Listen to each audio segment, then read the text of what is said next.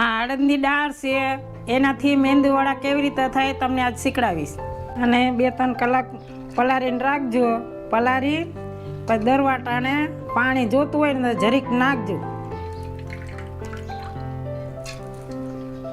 આ અડદની દાળનો લોટ દરાઈ ગયો અને એના માટે ડુંગળી, લીમડો, મરચાં, લીલા કોથમરી ને મીઠું ને આમાં નાખી દેવાનું.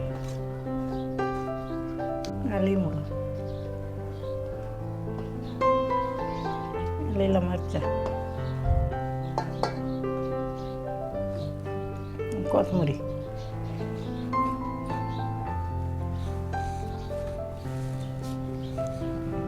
મીઠું એ બધું નાખી આને મિક્સ કરી નાખો.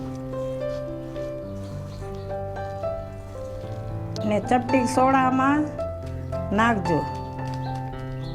આ તેલ ગરમ થઈ ગઈ અને કેવી રીતે ના બનાવવાનું બર્યો બતાડો.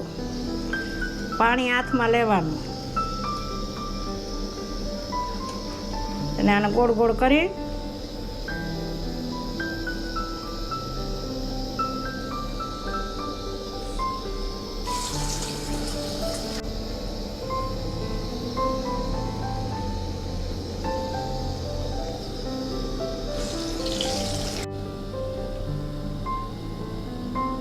આ વાળા તૈયાર થઈ ગયા અને તારીમાં કાઢી લ્યો.